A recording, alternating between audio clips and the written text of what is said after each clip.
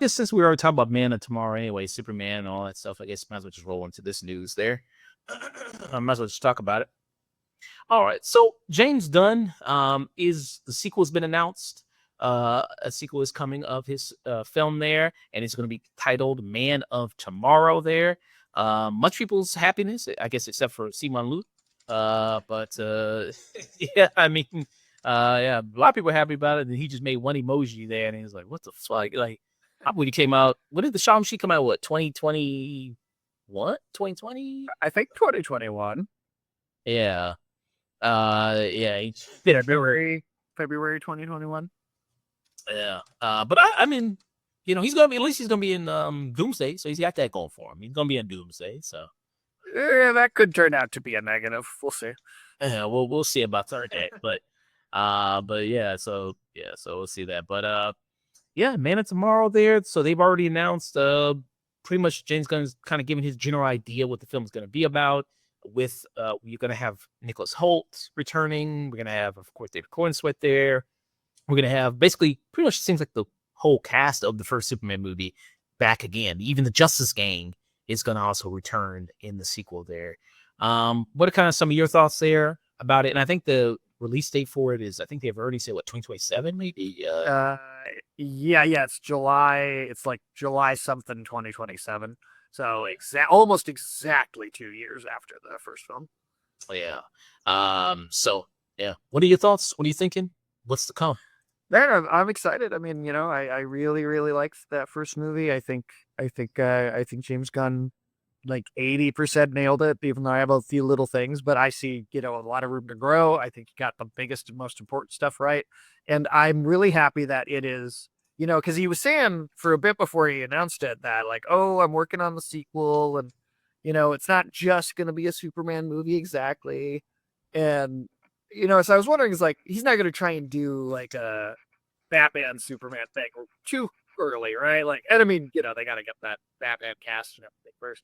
But I was wondering, like, what exactly does that mean? And now but it's still maintaining just kind of within the Superman cast of characters. I think that's a very good thing. Having a Lex team up is awesome.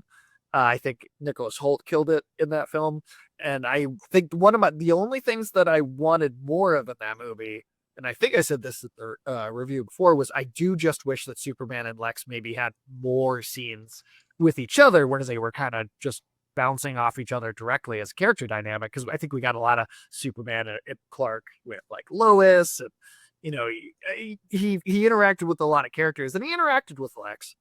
But I was hoping maybe just a little bit more. And if this whole movie is going to kind of be about that, I think that's a really good move. I think it's just doubling down on the great chemistry that they have. And it does say Brainiac in my mind. Like I'm thinking Brainiac. That's possible to go a different direction with it. There's other options. But I think Brainiac is a good villain for them to both have to deal with, because it challenges Lex's intellect, and it challenges Superman's power and his physical ability, and it challenges Superman's existing compassion. But it's also a story in one way it's Superman and Lex teaming up against Brainiac. But I think if that's what the story is, you could also kind of look at it as Superman and Brainiac, both in different ways, challenging Lex to have compassion. And I think that's what could be the really interesting thing in that story. Hmm. And it's noticeable thing that James Gunn, they tweeted out a photo. He tweeted out a photo of Superman and Lex. So did David Cornsey put on his IG. I just showed a photo of that with Superman and Lex. Also, you had Nicholas Hoult put that on his page as well, Instagram. And then it's all showing Lex in his robot suit there. So it seems like maybe they're hinting that he's going to don the robot suit there. I honestly think they're going to do it. I totally think they're going to do it. Yeah, so it seems like that's kind of what they're hinting at. They're going to put him in there, and then maybe he's going to be more of a physical role there. And you also maybe the suit that Ultraman was in. It seems like kind of like a prototype that would be that Lex with something kind of wear there.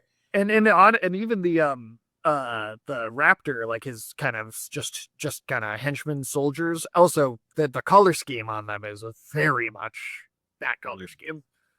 Yeah. And this is coming. So Man of Tomorrow will be 1 year after Supergirl Woman of Tomorrow there. That's coming out next year. So I wonder, do you think that will play much into Man of Tomorrow or no? It's hard to say. I mean, because they're if they're basic that Supergirl movie is feels like it seems like it's being based on a very particular book, uh, and I it depends on just how much of that exact story that they're adapting. Because if they stick really close, I don't know if I see it playing a role.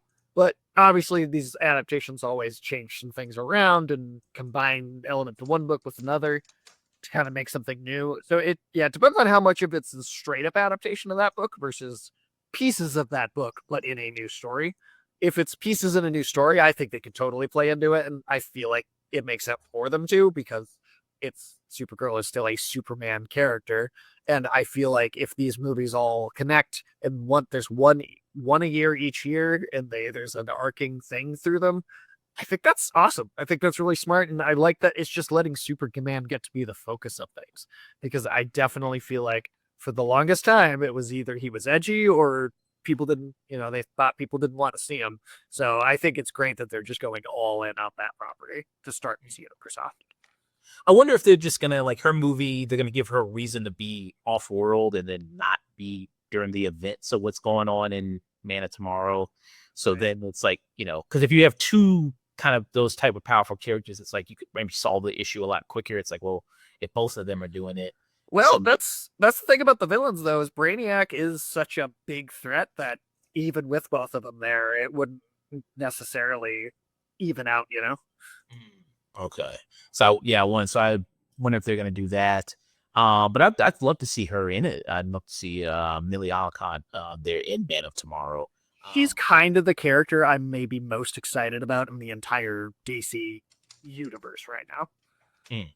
And doesn't Supergirl have like a history with Brainiac a little bit? Oh yeah, she totally does. I mean, there's a bunch of stuff with her and Brainiac, and that deals with like the bottle city of Kandor, which is something that's like a shrunken Kryptonian city in literally in a bottle in the Fortress of Solitude.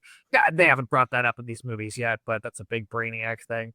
And I mean, it depends on what version of because there's been so many, but sometimes Brainiac is like I think the Superman the animated series came up with this idea first, but in that iteration of the story, which is a huge inspiration to these movies, James Gunn has said so. In that version, Brainiac is actually like the supercomputer that runs Krypton, and the reason that the Science Council does not believe that the destruction is imminent is because Brainiac is messing with the numbers and the data intentionally to kind of deceive them into thinking that there's no problem. Mm. Oh yeah, I do remember that from Superman and him being like the supercomputer and the reason that Krypton was part of the reason why it got destroyed there. And that's not from the original comics, but I think Oh. it's a really great creation of those cartoons that I think is better than the original comics version of Brainiac. I love that they tied that to like his character and kind of the whole origin of everything. I think that's a really good place to do that. And I hope James Gunn goes with that version. Because sometimes, honestly, when Brainiac's just kind of a green alien and like not a robot, he can be kind of a lame villain sometimes. But I think you really lean into the machine version from that series. Various comics have gone back and forth over the years, but I say go with that version. I mean, you get a very interesting connection to the whole mythology. Mm. Yeah.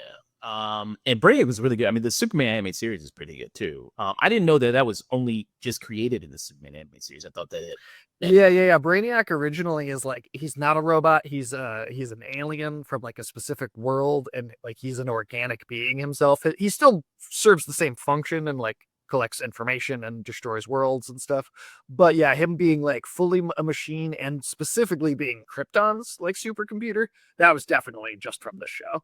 Yeah, because I think in this, if I remember, I think because at first Brainiac is like, well, I know the history of your planet, and I can let you know all about it, and he's trying to like sucker him in there with that. I think they have all the knowledge. And he kind of suckers Lex in too, into wanting to work with him in exchange for like information and technology and stuff. And he kind of gets one over on both of them. And I wonder if maybe we see that, and then because they've both been betrayed, then they come together in the film because he kind of does that with both. Um, and not only that, but Brainiac was like in that whole series of cartoons, he was one of the biggest villains in the Justice League series, like big end of the season final villain, story arc type thing. Which, you know, there is this kind of belief that because Marvel did the Chitauri and set up the Infinity Gauntlet that the DCU kind of has to like, all right, we got to build up to Darkseid, and we have these galactic level villains and alien species. But I think like something like Brainiac, just having him be the villain in this movie, and because he can kind of keep coming back, at least if he's the machine version, and then having him be the villain in a Justice League movie down the line, I honestly think that could work better. But actually establishing villains and having them be the villains in multiple films instead of just kind of throwing villains away constantly. And there's a couple examples in Marvel, like Loki, where they sometimes do that. But I think the biggest thing, Lex being the dual protagonist of this film, is a big sign that they're not going to throw their villains away. They're going to keep them around. They're going to get just as Kill or Mule. exactly, and they should get just as much character development and like arcs and I think that'll be the big thing. If the DCU can pull that off, I think that's the chance it has to truly outshine the MCU. Even at the MCU's best, is if you really nail the villains and you have like audiences invested in both sides of the stories. I think there's a real chance to kind of outshine Marvel there. Yeah. Was Brainiac 5, was that already in the comics or was that in the animated show? Brainiac 5, I think, definitely was in the comics. He may have been a machine when he was first introduced. At least I think Brainiac was a machine before the cartoons in the comics. It's just that him being the supercomputer of Krypton and being responsible for its destruction, that was what was original in the show. But I do think he had been a robot in the comics before that. Yeah. And I remember because I first saw Brainiac 5 when he was in, what was that show? A Legion of Superheroes, which is itself a long-running comic. Yeah, Legion of Superheroes, where it's like Supergirl goes to the future and then she has like her own super team. Yeah, they do. Yeah, that was a two-parter in season 2 of Justice League Unlimited, which is a really great episode, actually. And the Legion of Superheroes, those have always been characters that have been kind of hard to maybe get you to take seriously because it's just the names alone. But they come from, it's like the 31st century where like everyone on Earth is a superhero at that point. It's like this golden age of peace and prosperity in the universe because it's like billions of superheroes just dealing with every problem every day, and like nobody's even getting hurt anymore. Okay, in the show, okay, it was Superman here. Yeah, with Superman here. Yeah, that was its own entire series, and then in Justice League Unlimited, there's like a two-parter where it is Supergirl that goes to this future. Yeah, so I don't know. Maybe you can get also, maybe that Brainiac 5 out of it as well, with Brainiac kind of coming in there and setting that up. But yeah. So yeah, it seems it's like, I mean, it would be good to see some other villains other than Zod or, some, because most Superman movies we just get Zod or Lex Luthor. So at least some other villain other than that. I get to see that. I hope Brainiac I think is a good choice. You could also, I think, do if they wanted to suck Superman and Lex to War Worlds and have Mongol be the villain. If Lex has his power suit, you could do something like that. And they have to actually like work together just to survive in the environment. That could actually be an interesting movie too. I would love to see Metallo, Parasite, Toyman. There's a lot of super Mr. Mixoplex. Mr. Mix. I want Mr. Mix Spitlick to be played by Larry David. I'm still really, really adamant that that's how they do that. I mean, I would have maybe said Gilbert Gottfried, but he's passed away now. Yeah. He did do the voice of the character in the animated series, though. That was him. He did. I'm putting you on the spot. Is there any actor you would want for Brainiac? Anybody? So far, because we've had Brainiac adapted in live action in some of the TV series, and so far the best version of that has been James Marsters, actually. Spike from Buffy played Brainiac in Smallville. And I remember, it's been a long time since I've seen it, so, I'm going off of a distant memory at this point, but I do remember thinking he was good. I think the big thing again, I'm hoping they go with the robot version of Brainiac, but if they do, I want somebody to be able to do a cool voice that doesn't require necessarily like modulation. Like I want it to be something they can kind of do just themselves. Um, I don't know. I'm not sure if I have anybody off the top of my head, but you know what, my not having a lot of time to think about it pick would honestly maybe be Benedict Cumberbatch, because I think he could do a very weird kind of odd sounding mechanical voice. I think just Kind of like cool to deal with Khan or something like that. Kind of like yeah, something like that. And then I think he's got a weird face. He could be an alien. he looks alienish. Okay. Yeah, I mean, it's tough to say right now. I mean, because it's like, do you want to do just like a voice, or do you want to actually put them in like a suit and do Right. recap with them as well? It kind of depends there what you kind of want to do with that. I wonder. Let's see what the internet says there as far as Brainiac actors he could play possibly Brainiac there. I wonder.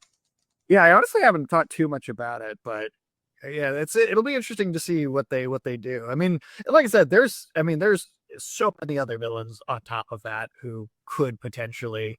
I mean, you could do, if it's a Lex team up movie, it could be Metallo could be the villain, and it could not be city or planetary scale. It could be Lex, the classic story of Lex creates Metallo to kill Superman. Metallo but lies to him. But once Metallo he's a dying man, right? He gets put into the body, and then he realizes he can't feel anything.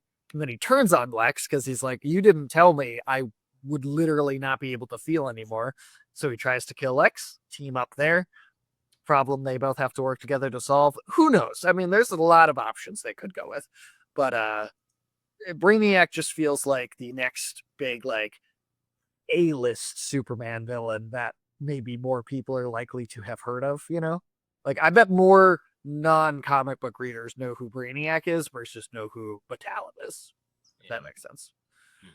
So some suggestions I see here. So Giancarlo Esposito. I want to see him not play a villain in something. I feel like he's so typecast. I almost feel bad for the guy. Like, give him some heroic character to play. Jeremy Irons. I could, you know what? He could do a good voice for that. Although he was Alfred in the DCEU, so I wonder. They got Ultron is in this. James Spader. James Spader. I mean, I like James Spader, but it might just feel like he's doing the same thing. Hugo Weaving. Ooh, I like that. I like that pick. I like that one a lot. Cillian Murphy. I could see that too. Liam Neeson. That would just be funny. Henry Cavill. Okay, that's weird. No. Okay, this list just weird. Henry Cavill. Okay. I mean, don't get me wrong. Henry Cavill, poor my man. These franchises keep falling apart on him. So let's get him something good, but not that. This actor, he already appeared in a DC project. He appeared in Penguin. This was Michael Kelly. He was like one of the henchmen for our families. If you see his face, he's like one of those like, oh, if I see his face, he's one of those guys. This guy. Okay. Yep. No. 100%. Yeah. So him. This one had a woman, so they got a woman here as one of the picks. Lauren Cohen. She was in The Walking Dead. I mean, I think Brainiac is a character you could gender bend, or especially if it's a full on machine, make like kind of genderless. But I just don't think I see that though. Really specifically. She was also in a DC project. She was also like Martha Wayne. She was Martha Wayne. Yeah, in the One Too Many origin flashback. That's the one that broke everybody. Now I remember nobody was complaining about having seen that flashback too many times until that movie came out, and then everyone was complaining about having seen that flashback too many times. Yeah. A lot of these actors have already appeared in DC before. Like these feel like very random picks. Like it's just actors that the people who made the list have heard of before. Yeah, like Hugo Weaving. I do think that one would actually really work. Like the other guy, Harry Lennox, he was also in a DC. He was in the Man of Steel. He was like the general in that. Oh yeah, it was.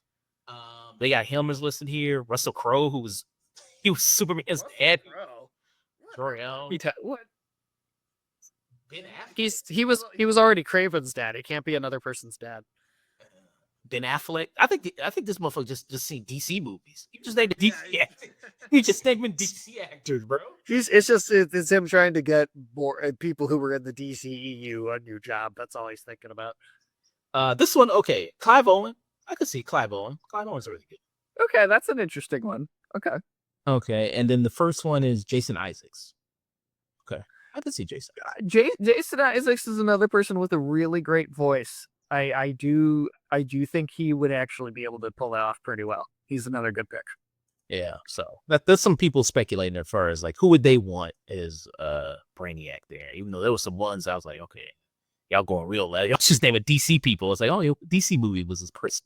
But okay, so it's like a Mad Libs of just write a list of actors that you've heard of. Yeah, like if I was gonna pick a woman to be Brainiac, I'd pick more like Kate Blanchett or Tilda Swinton or who would actually be a cool pick, and I don't know the name off the top of my head, but she or they played the Pinhead in the Hellraiser reboot in 2022 because they wanted Pinhead to have kind of a little bit of a genderless feel.